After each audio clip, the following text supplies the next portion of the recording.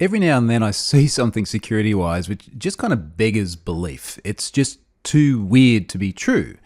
And I saw this one today, and this is a really interesting one. So apparently for Betfair, which is an online betting site, you can reset your password knowing nothing more than a username and a date of birth, which sounds really weird. So what's happened is this bloke here, Tom, has pointed to a discussion with Paul Soares. And Paul is quite rightly saying, does it make sense that all you need to change your password is your username and your date of birth? Because you would think that these are both pretty easily obtainable pieces of information.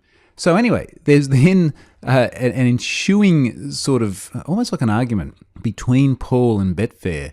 And I won't go through it all now, but when you scroll through this, Paul's quite right. He's saying, look, this is the way it works. Betfair's saying, no, it doesn't work this way.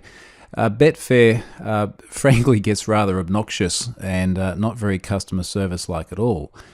And, I guess we're used to betting agencies just wanting to take your money, and normally that's where your money goes when you bet. It goes to the agency.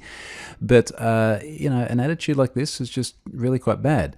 So Paul sort of demonstrated it, but they never really came to the point of saying, yeah, look, mate, you're right, that this is a woefully insecure implementation.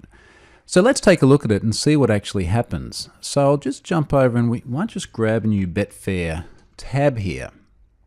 And we'll have a look at what's involved in actually creating an account, because when we talk about username, you would normally think of username as being a string that someone would create themselves. In fact, one of the things that Betfair says in their argument in this long diatribe against Paul is it's the username, it's meant to be secret, you shouldn't be telling anyone. But here's the thing. So let's go and have a look at the join now. And what's really interesting on this join page is that if you take a look at it, you'll see that there is actually no username field on this page. There's an email address. And in fact, back on that previous screen, Paul even did a little video. Video's linked through here. The username that he uses is an email address. So here's the thing, and this is where it gets particularly screwy. If we have a look at their terms and conditions, so we'll open that guy up, and we have a look for username here, you are solely responsible for the security and confidentiality of your account. In particular, you agree to keep your username, password, and or TAN strictly confidential, and you're responsible for any misuse, blah, blah, blah, blah, blah. Now, the funny thing about this is your username is your email address.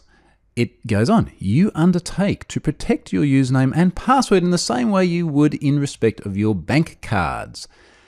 Blah, blah, blah, blah, blah, blah.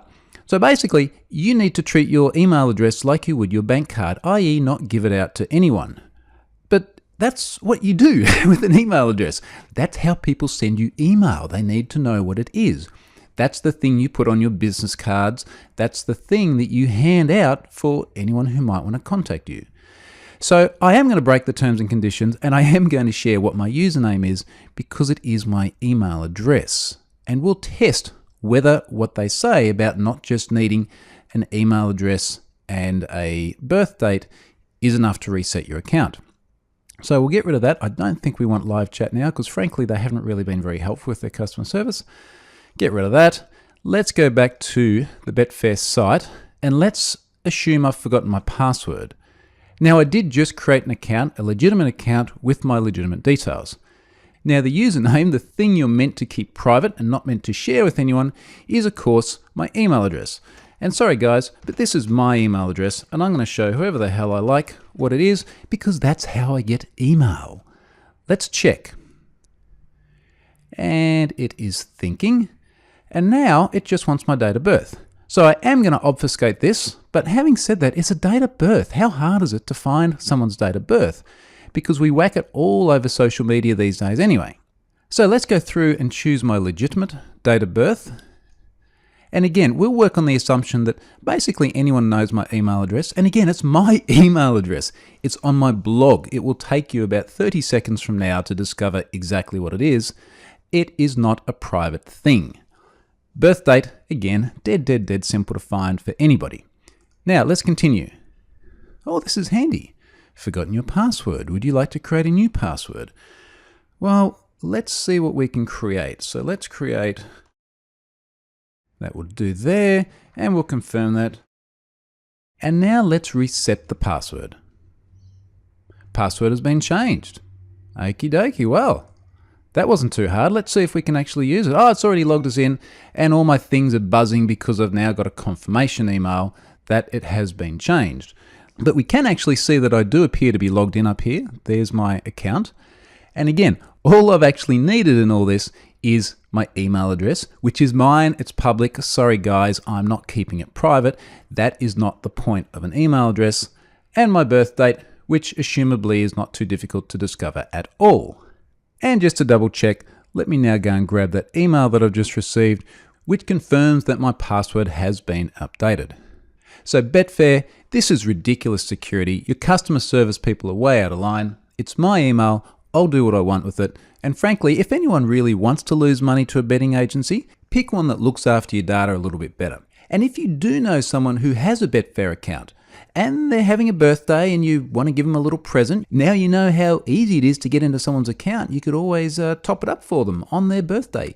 Given that they're your friend and you know their username and you're going there for their birthday, so you know their birthday. I'm sure that would be a really welcome little surprise for them.